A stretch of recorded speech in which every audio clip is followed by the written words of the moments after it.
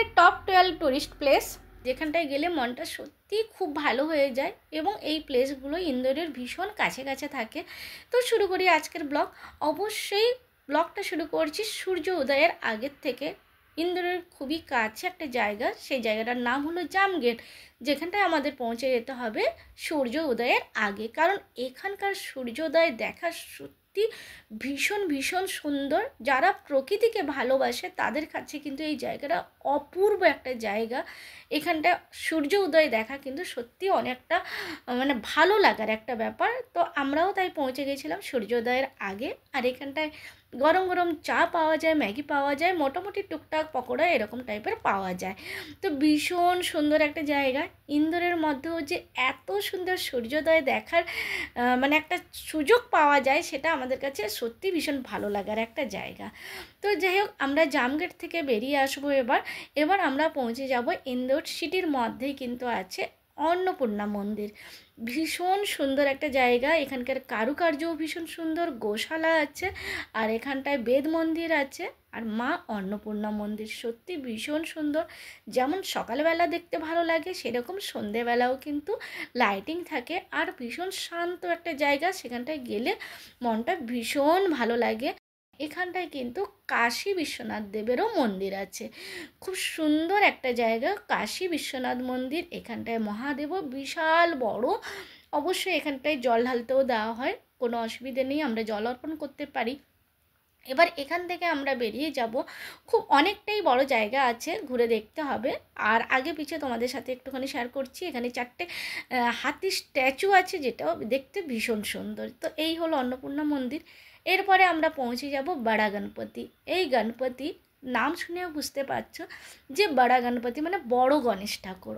অনেক বড় গণেশ ঠাকুর, এখানটায় বিশাল বড়। আমি জানি না এখানটায় ক্যামেরাতে কতটা বোঝা যাচ্ছে, কিন্তু দেখো মোটামুটি একটা আইডিয়া করা যায় যে গণেশ ঠাকুর কত বড়।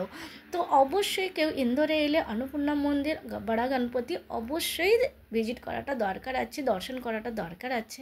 তারপরে যাচ্ছি খাজরানা গণেশ টেম্পল। খাজরানা গণেশ টেম্পলও কিন্তু খুবই বিখ্যাত গণেশ ঠাকুরের মন্দির। আর এখানটায় অবশ্যই অন্নভোগ থাকে, মানে ভোগ প্রসাদ থাকে, প্রসাদের থালি। তো এইখানটায় ভোগ প্রসাদ দেওয়া হয়, মোটামুটি সারাদিনই থাকে, যখন যে ইচ্ছে খেতে পারে, তার একটা নির্দিষ্ট টাইমের পরে বন্ধ করে দেয়। তো এই দিক দিয়ে হলো এন্ট্রি পথ, এটা দিয়ে দুদিকে পুরো দোকানপাট ভর্তি, আর এই হচ্ছে মেন মন্দির। বাস অনেক দোকানপাট আছে, যেটা লাড্ডুও নিতে পারে বা প্রসাদ ফুল যার যেমন চাই নিতে পারে। এই হচ্ছে মেন মন্দির, আর এই হচ্ছে গণেশ ঠাকুর। তো তোমাদের সাথেও দর্শন করালাম, সত্যি ভীষণ সুন্দর। অবশ্যই কেউ ইন্দোরে ভিজিট করতে চাইলে এই জায়গাটা কিন্তু কেউ মিস করো না। এরপরে আসছে বৈষ্ণব দেবী মন্দির। বৈষ্ণব দেবীর মন্দির আমি জানি অনেকেই হয়তো গেছো, যেটা কাশ্মীরে আছে, বাট আমরা কিন্তু কোনোদিনও ওখানে যেতে পারিনি। তো তাই আমাদের কাছে কিন্তু এই জায়গাটা সত্যি ভীষণ পছন্দের একটা জায়গা। অনেকবার আমি এসেছি, খুব সুন্দর একটা জায়গা, দারুণ লাগে খুব। মানে বৈষ্ণোদেবীর মন্দির যেমন থাকে সেই আদলেই বানানো হয়েছে, একদম পাহাড় গুফা, তার ভেতর দিয়ে যেতে হবে, কোথাও মানে হেঁটে যাওয়া যাবে না, হামাগুড়ি দিয়ে যেতে হবে। তো এই রকম একটা পথ দিয়ে কিন্তু যেতে হবে এবং খুব সাবধানে যেতে হবে। তো যাওয়ার সময় তাও ঠিক আছে, কিন্তু নামার সময় কিন্তু খুব সাবধানেই নামতে হবে, কারণ অনেকটা স্লিপারি আছে। আর এখানটায় অবশ্যই শিব ঠাকুরের মন্দির আছে এবং সমস্ত কিছু মায়ের, বৈষ্ণোদেবীর মায়েরও দর্শন করা যাবে। ওটা অবশ্যই গর্ভগৃহে আছে, সেখানটায় ফটো তোলা বারণ, তাই তোমাদের সাথে আমি আর বৈষ্ণোদেবীর মায়ের ফটোটা তোমাদের সাথে শেয়ার করলাম না। এবার নেমে আসছি, নামার পথটা কিন্তু অনেকটা স্লিপারি আছে।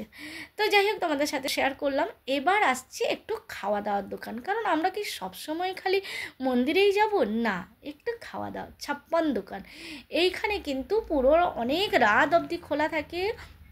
মানে এই যে টাইমটা শেয়ার করছি, এখন বাজে প্রায় 12:30, একটা বাজে প্রায়।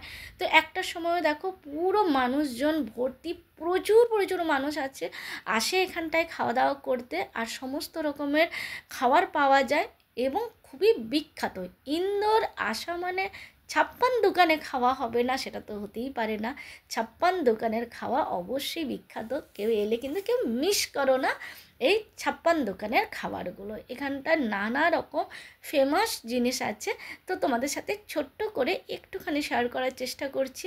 আর তারপরে বড় কথা হলো যে আমরা যে পিৎজা খাই, পিৎজা নর্মালি আমরা যেরকম অনেকেই খায় যেরকম থাকে শেপ, বাট এখানটায় কিন্তু একটা স্পেশাল পিৎজা পাওয়া যায়, কুল্লার পিৎজা বলে। যেরকম আমার কুল্লার মানে মাটির ভাঁড়ে যেরকম আমরা চা খাই, সেই রকম একটু বড় সেই মাটির ভাঁড়ে কিন্তু পিৎজা পাওয়া যায়। এটা কিন্তু এখানকারই স্পেশালিটি। আর ইন্দোরের অনেক কিছু স্পেশাল থাকে যেটা কিন্তু এই ছাপ্পান দোকানে পাওয়া যায় নানা রকম। এখানটায় মোটামুটি অনেক রাত অবধি খোলা থাকে দোকানপাট, কোনো চিন্তা নেই। প্রচুর মানুষজন বাইরের থেকেও আসছে, মানে ইন্ডিয়ার বাইরেও এখানে লোক আসে এখানে খাওয়া দাওয়া করতে, কারণ এখানকার নাম হচ্ছে খুবই বিখ্যাত নাম। তো ওই জন্য এখানে খেতে পারে। তাওয়া আইসক্রিম, যেটা আমি কখনো খাইনি, সেই তাওয়া আইসক্রিম কিন্তু এখানটায় আমি টেস্ট করলাম, খুবই সুন্দর। আর এখানটায় নানা রকম আছে যেগুলো তোমাদের সাথে একটু শেয়ার করে নিচ্ছি। গাড়ারু আছে, বরফগোলা আছে, নানা রকম ধোসারও কিন্তু অনেক রকম মানে ডিফারেন্ট টাইপ আছে। ইন্দোরি চাট আছে স্পেশাল। আর এটা হচ্ছে কুল্লার পিৎজা, যেটা মাটির ভাঁড়ে পিৎজা পাওয়া যায়, সেটা এখানেই স্পেশাল পাওয়া যায়। তো যাই হোক, তোমাদের সাথে অনেক রকম খাবারও শেয়ার করলাম। গাড়ারু ভাজা আছে, যেটা সত্যি আমার ভীষণ ভালো লাগে গাড়ারু ভাজা। অনেক খাবার যদিও বা খুব একটা আমার ভালো লাগে না, যেটা আমরা ছোটো থেকে খাইনি। তো যাই হোক, খাওয়া দাওয়ার পর্ব শেষ হলো। এবার চলো ইন্দোরের সেন্টার বলে, সেটা হচ্ছে রাজবাড়া প্যালেস। এটা হচ্ছে ইন্দোরের সেন্টার। এখানটায় কিন্তু নানা রকম অনুষ্ঠান হয়, রং পঞ্চমীও খুব ভালোভাবে মানানো হয় এই রাজবাড়াতেই। তো রাজবাড়া প্যালেস টিকিটও খুব একটা বেশি নয়। কেউ ইন্দোর ঘুরতে এলে রাজবাড়া প্যালেস অবশ্যই ঘুরে যাবে। ভীষণ মানে দেখার মতো জায়গা থাকে, ভীষণ পছন্দের জায়গা, তো কেউ মিস করো না। চলো একটু এর ভেতরটাও তোমাদের সাথে অল্প করে শেয়ার করে নিই।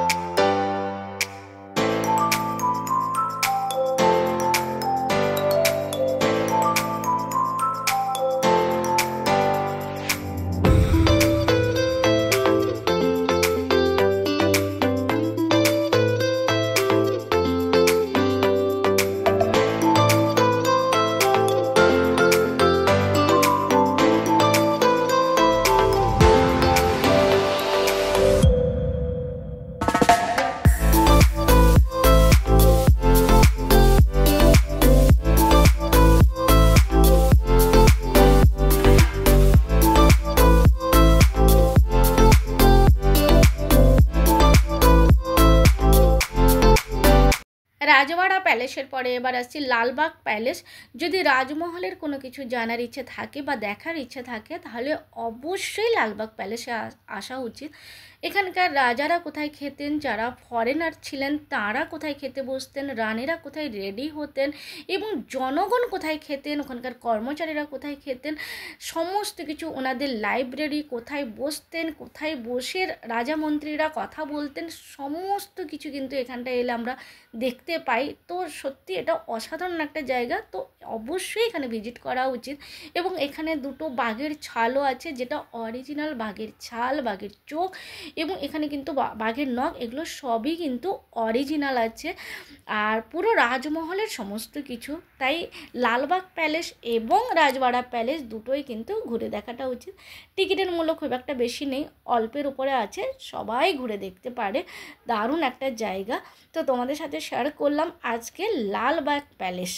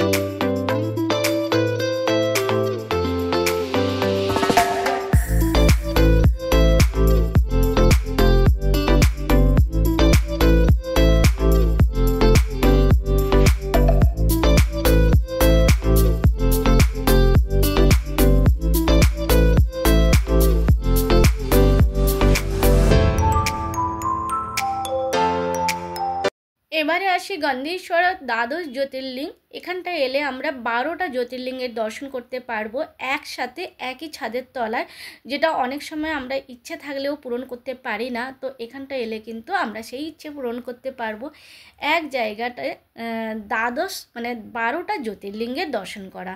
তো এটা অবশ্যই ঘুরে দেখা উচিত, যেটা তোমাদের সাথে শেয়ার করছি। তো অনেকগুলো জায়গা শেয়ার করলাম, তার সাথে এবার আসি কঙ্কেশ্বরী মাতা মন্দির। কঙ্কেশ্বরী মাতা মন্দির এখানটাও খুব সুন্দর একটা জায়গা, খোলামেলা নিস্তব্ধ একটা দারুণ শান্তির একটা জায়গা, যেখানটা এলে সত্যিই ভালো লাগে। তো আগে এই মন্দিরটা পুরো সাদা ছিল, এখন কিন্তু রঙটা একটু চেঞ্জ হয়ে গেছে। তো এই হলো কঙ্কেশ্বরী মাতা মন্দির।